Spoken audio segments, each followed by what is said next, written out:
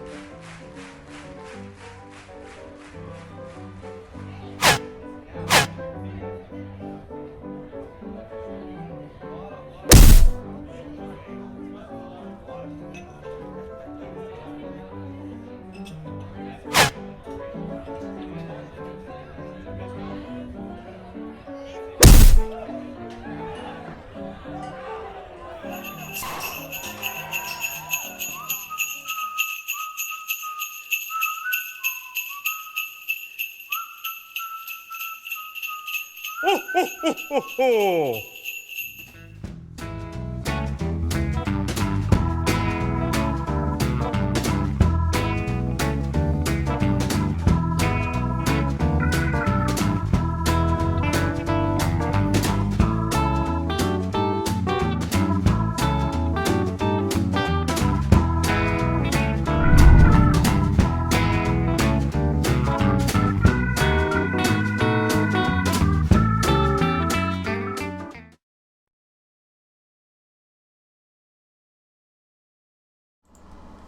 All right. Hello there. Hey, David.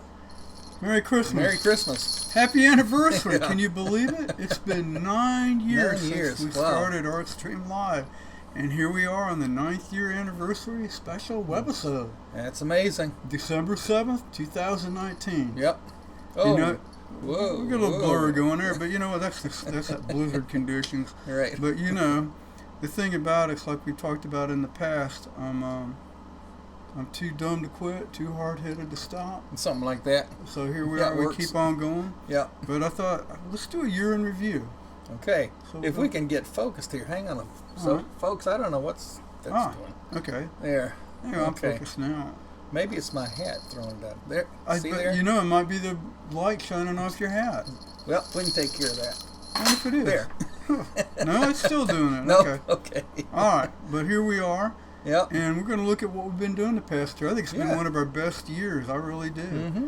Now, you know, we started off the year with fake views and fakes, frauds, and Right. forgeries, Mm-hmm. which are very prevalent in the art world. That was our January webisode. Right. And, Right. you know, we can't go through everything. We'll just skim the top. Yeah. Okay. And if people want to see it, I've got some URLs down there where they can go to Right. to really get into what we've done. Mm-hmm. But I thought, you know, we both thought this was a neat topic to get into because there's Yeah. a lot of art fraud out there. In fact, one of the things we found out, there are people in Sweden that run a firm that can verify for the big auction houses and major rich collectors whether something's real or not. Right. And the guy that runs it claims that over half of it out there is fake. I think that's coming up on our next slide. Yeah, so these are some of the things we covered. It starts back in Michelangelo. And so it goes way back in time. Yeah. And, you know, it goes up to the guy in the top right slide was one of the most famous forgers of all, the Dutchman. And he had to actually convince people that he was a forger. His was so good. They said he collaborated with the Nazis. He could have been killed and he could have been sentenced to death for working with them. And he had to prove to them they were forgeries. And then we got the forger of the century, Wolfgang. I can't say his last name, but there he is. Yeah. And he fooled a lot of people. And then the famous guy over there is Mark Landis. He is the current one. Right. He's never committed a crime because he just gives them away. Right. He Yeah, goes- they've done a couple of TV specials on he's him. been on TV. He goes to museums and donates the piece in the name of his mother. And he likes to dress up as a priest to add authenticity to his claim. So that's kind of what we went into on that. So we got to go through that. Then we got into the topic of originality. Does authenticity actually matter? Mm-hmm. You know, that was our February Yeah. webisode. And we asked big questions at ArtStreamLIVE. That's right. This is the big stuff. Yeah, so we do ask big questions. So. Well, you know, when you the hundreds of thousands of people that follow us, we Absolutely. have to keep standards high. We do. Yeah. All these viral videos we put Right. out. We can hardly keep up with it. We can hardly keep up. But this was another fun topic to get into. And yeah, we got into the basic idea, why are some things worth more than others? Like a lock of Elvis Presley's hair, Mark McGuire's baseball, Marilyn Monroe's dress. These are things that are worth a lot of money. And we talked about the idea too that why are some artists famous, then they're forgotten, then they become famous again, they get rediscovered. That gentleman there, Peter Balke, Peter Balke. Yeah, sounds good. He went up to the northern parts of Scandinavia to paint landscape, and he's a hot item again. And then that's that Swiss firm I was talking about at the bottom left where they verify. And like you said, he believes over half the stuff out there is fake. And Marcel Duchamp had a famous quote about the lifetime of a painting, basically 40 to 50 years, and after that, who cares? You know. So, but that was another topic we got into and discussed. Now, this was an idea David had, and I thought this was a good idea for a topic. Older artists, new tricks. You know, what effect does time and aging have on artists? Yeah. We did that in March, and that's a good question because it has an effect. And you know, what's funny about it is we went through it, we found out the idea of the effect of aging on an artist is different in different times in history. Right. Like back long ago, they thought older artists like Michelangelo and Titian, they thought, they're not too good anymore because they're old. They're making mistakes. Old back then was 40. Yeah, their eye-hand coordination wasn't good, and they thought back then, like, no big, you know, their earlier paintings are better than their later paintings. And we got into talking about that. And they've got statistics about originality, and you know, this guy up there in the top left, he actually plots it and does the data. And they actually believe that creativity does go down as you age. And like we get up there in the old-fashioned master's view, like I was talking about, and long ago they felt as the artists got older, their works weren't as good. And Michelangelo and Titian were some examples down in the bottom left where we talked about that, but that slide on the bottom right, actually with time, people look back now in our day and age and they realize that actually their later works were very important because they created entirely new styles of art, like Baroque and Mannerism, which other artists were influenced by later, which affected the course of art history. So it's funny how over time views change, and we got into the idea of breaking the mold, and we talked about the idea of are there certain benefits to being an older artist? Yeah, there actually are. But this was a great example, Philip Guston. The idea was, as you get older, can an artist change his style and have it be relevant? And he's a great example. You know, he did early work, abstract expressionistic work, in the 50s, and then later on he went in an entirely different direction on that bottom right. So you see the bottom left, bottom right slide, and how he totally changed.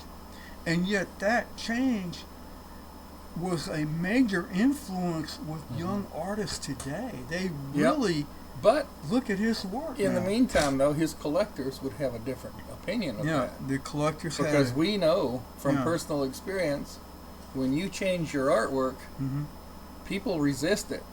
Jasper Johns found that out, famous artist. And not even that, before you go on, even before collectors too, down in the bottom right corner is the critic Robert Hughes. And he thought the guy had gone crazy when he changed his style, and later on, when he saw the influence that had on younger artists, he apologized and revised his opinion. So I thought that was neat. So that was a great topic for March that we did cover. Yeah, I always liked Robert Hughes. Yeah, he was a great critic. He was a straight talker. He was. He'd tell it like he thought it was. All right. Of course, in the month of April. And I hope folks are appreciating our holiday theme that we have this year. Our little ArtStreamLIVE wood blocks, and you know, just have a little fun because it's that time of year. But how about very taxing artwork? You know, and taxation with visualization. I thought about, you know, and remember we talked about that. Is there artwork about taxes? You know, and you think, well, not probably, but then you get into it, and it actually goes pretty far back in time, which surprised me. Like here, okay, of course in America, we were all about taxation without representation. And Right. we basically had a revolution about it. And we get into, I like that one on the top part, that's when you and I were actually in the money. And the idea was that, the taxes appear far back in human history, but what about in art? Do they appear in the artwork? Mm-hmm. And that was one of the questions. This is another one of those big questions we ask our ArtStreamLIVE. Is there artwork about taxes that goes way back in time? And see that bottom left slide? Yeah. Yeah, how about Egyptian hieroglyphics? Hmm. How about that, huh? Yep. They go all that far back. Now here was an interesting one on the right. Lady Godiva. Her husband was the king, and he had some pretty heavy-duty taxes on the populace. She went to him and said, "Look, this is a burden. You need to lighten the burden on the people. It's hard." He basically, the legend goes that he told her if she was willing to ride through the street naked, he'd lower the taxes. So she got on a horse and rode through the street naked. That was the whole idea behind it. So that's what she ended up doing. So there's artwork about that. And you get into some famous artists like Rembrandt. He painted about it. And then, of course, again up there, the American Revolution, we have paintings about it. Even the Depression. There's things about it back then during the American Depression. And one thing we ended up with, which I thought was kind of fun, Viva La Viva Mexico, artists can pay their taxes in Mexico with their artwork. Wouldn't that be nice? Wouldn't that be nice? Yeah, so I thought that was kind of a neat tip. Yep. So taxes and In art. America, it's just the opposite. Yeah. You can't even take off a deduction for your artwork. Not your own. Materials. Materials only. Yeah. So, that was a good topic that we got into, art and taxes. So there you go. Then we came up and we got into May, and we had a variety show that we did.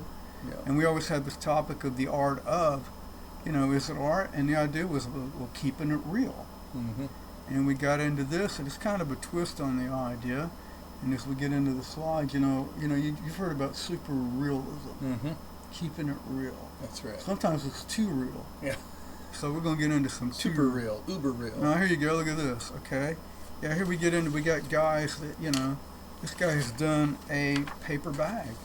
It's not a paper bag. It's a representation of a paper bag, a painting. To the right, we have a gentleman that made a sculpture of a paper bag. Is it art? And it's the kind of thing in context that people see it, they go, whoa, and it's like it magnifies it. It's like it makes you see it. Okay, bottom left, gigantic milk carton, good old pearl rubber eraser. So these are actual objects the artist made based on things in everyday life. Same thing here. A plastic bag carved in marble. Marble of those things. A Yeah. lot heavier. Yeah. Okay, this all right, fellow that made a box with the labels, everything. A sleeping bag made in bronze. And I love the guy on the bottom right. Tables and chairs, which are, gigantic.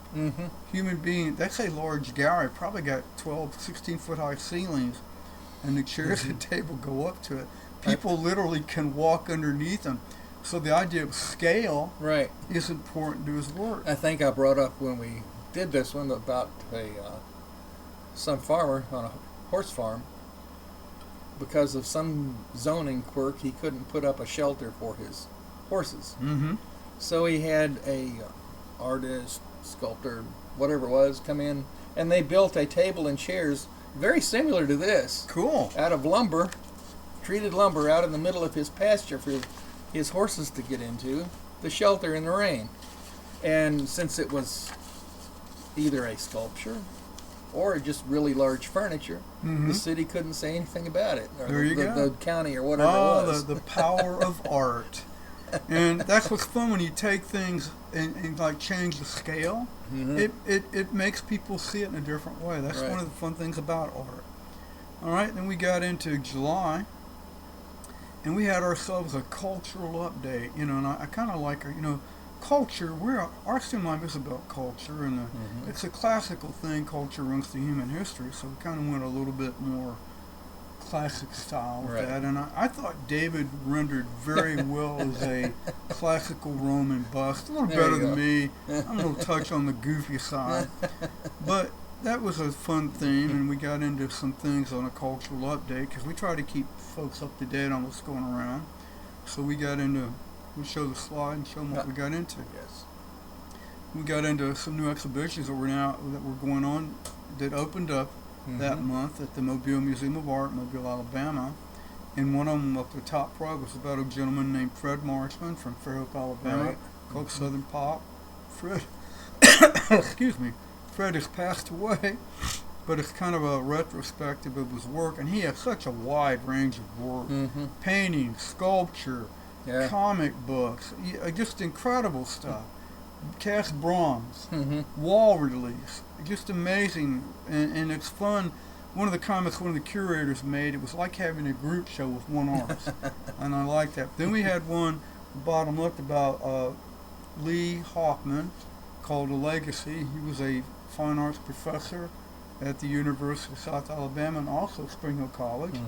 David and I both had the pleasure of being students under him. Right. Great artist and great teacher. And then we had a show called Southern Masters, which features 3 contemporary artists, Casey Downing, Noel, and Bruce Larson. And these are actually still up on display at the Mobile Museum of Art through January the 5th, if folks are interested.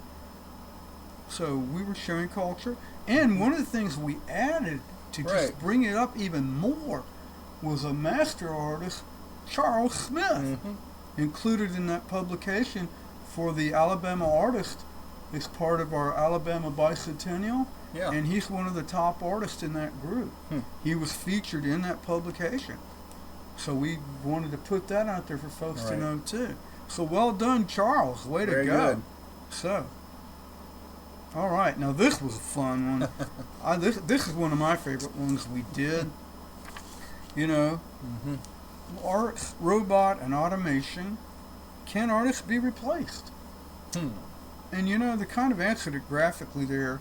The top left, I have you and me rendered as robots. I think we make pretty good robots. Not bad. We're a little robot TV. The bottom right, we're doing it more real. Plus, we had a fun time with our ArtStreamLIVE logo up there. It's all robotic, kind of steampunk, robotic, retro, all in one. Yep. So that was a fun theme. And we got into some interesting things, like, how about this? A robot art critic in the top left corner. There's actually a robot art critic. And they've written programs that he reacts to people, how they react to art. He reacts to art. He takes pictures of the art. So it's pretty neat. Okay? How about a robot, excuse me, that plays music? A musician. A robot musician. So that's up in the top right. And we have him. Okay, bottom left. This was neat too. Program called Aaron, which was an early program made in the 70s of all things, and that actually produces artwork and learns from it and makes art. And then down in the bottom right, we got into the idea how now images through taking a still image like the Mona Lisa or an image of Marilyn Monroe, they can photograph people, live people, plot their faces, and then put this motion plot over an image and make the image move. The fake reel. So they can make the Mona Lisa move. They can make her talk. Is it a fake reel or a real fake? That's the thing. Excuse me, frog in my throat. So good about it, you can't tell. And of course, we got Big Buck there in robot form on the right side. I had to include him. Go ahead and take a sip there and. No, I'll take a wet my whistle here. Yeah. Clear you out. Thank you. Okay. All right. Now, October is always a fun month. We kind of get spooky in October. How about the idea of death by color? I didn't say that right. How about death by color? That's better. And you got a little slide up there on the left, kind of where we talked about chrome yellow and Vincent van Gogh and how if he had a bad habit of putting the brush in his mouth. And that paint is toxic. One of the symptoms is insanity. So it could have had an effect on him. Well, maybe that's why the color yellow is associated with insanity. It has been for centuries. It could be. Yeah. My mom used to call it a crazy color. The crazy color. There you go. And we went through a range of colors. Can't go through all of them tonight, but the next slide we kind of get into a few of them. These were a couple of my favorite. Terinium purple. the color of royalty. And there's a historian named Suetonius, Roman, that has recorded an event by Nero. Nero made a rule where only he could wear the color. Nobody else could wear it. Well, they had a nice little reception. A woman decided to show up in it. He had her dragged out, stripped of her clothing. Her property was seized, and she was thrown out of the limits of the city. Yeah, a little harsh. He didn't kill her. It could have been worse. He could have killed her, but he didn't. So that was one of the fun ones. And then how about Sheely's Green? This is one of my favorites from the 19th century. Dyes were becoming, chemistry was developing dyes. Everything had been pretty drab. They were starting to get some colors that were incredible. People were like, wow, this is great. They loved this green. They loved it. The only problem with it was arsenic based. It was killing people. It was poisoning people. But they didn't care. They liked it so much. It was in the wallpaper. And people would get sick. It was in the dresses. You go to the next slide. I think I've got Napoleon, yeah. Yeah. Well, actually, I don't. My bad. Yep. But what happened, Napoleon was in a room, and he died early, and they found out that wallpaper had the Sheely's Green in it. They believe it contributed to his death. I agree. People would go to balls and dance, Yeah. and they'd get sick from that, because Yeah. the arsenic was going through the air Yeah, off the just- fabric. Out those big dresses. So that was death by color. Huh. So I thought that was a fun one for October.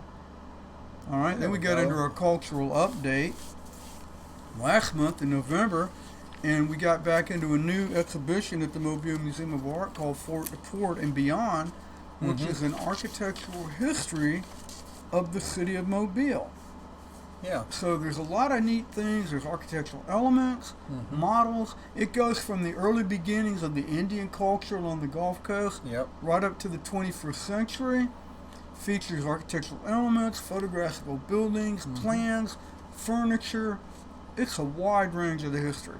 Yeah. And we also have an exhibition right now over there at the Mobile Museum of Art of a Korean artist. Oh yeah. Ki Suk Guam. The flying dresses. And she makes fabric out of wire and beads. Now, she's famous, worldwide known. She actually designed the clothing for the Korean artist at the last Olympics. So her work is being featured right now. So this is still up also at the Mobile Museum of Art. Yeah. Will run through April. So once again, we were cutting edge with cultural update, letting folks know in the region Right. what's out there and what's going on in our own area. A lot of interesting things. So that's kind of a quick summary, wrap up of our year 2019. I think it's one of our best years we've had. Yeah. We had our end credits there with Big Buck, but I think we put out some good stuff this year. Yeah. I Good really year. do. Yep. Now, For I'll put David on the spot. Are you willing to go for 10 years? hey, I'm stubborn enough. I'm dumb enough. Well, There you it go. is. Stubborn and dumb. Here we are together. All right, well, why don't we do it? And we'll see what happens. I have no idea what's coming next month. We'll see. We'll see. Y'all come back and you'll see. Yeah, and now this is going up on Facebook. Mm-hmm. And Well, it's on Facebook Live right now. So and we'll get it it'll- on YouTube. Whoop. Okay. I Yeah. thought that was my eyes. Good. Whew. All right. Okay. But we'll see what comes in 2010. Mm-hmm. And when we get to that one, that's going to be, I can count. Yep. I'll run out of fingers then, but I can go to my toes, so I'll Yep. be okay. We're metric that year. All right. Well, I want to wish everybody a Merry Christmas. Remember, it's the birth of Christ. That's what it's about. And plus today, Pearl Harbor Day. Right. Can you believe it? Wow, Pearl Harbor Day. So, and I think it's 78 years ago, if I got my math right. I think so. I think that's right. So, well, I hope everyone has a great holiday, and thank you for joining us tonight. And where can they see us if they're looking for us? ArtStreamLIve.com or on Facebook. All right. Look us up. Just search ArtStreamLIve. You'll Okay. find us. Well, thank you, everybody, and thank you for watching tonight. Merry Christmas. Merry Christmas as we fade away.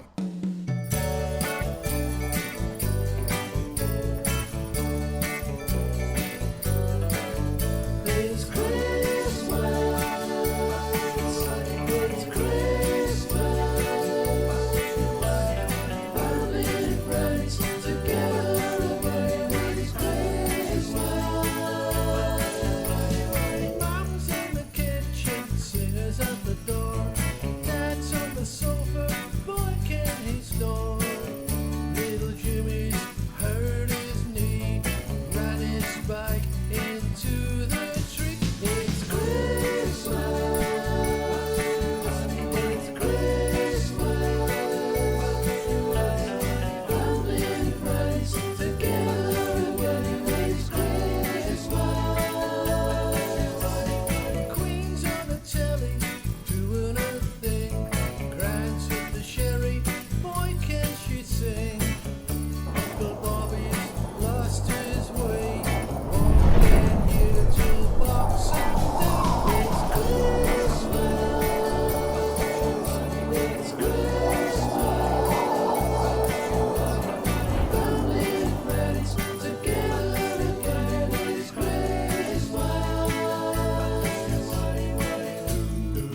Oh.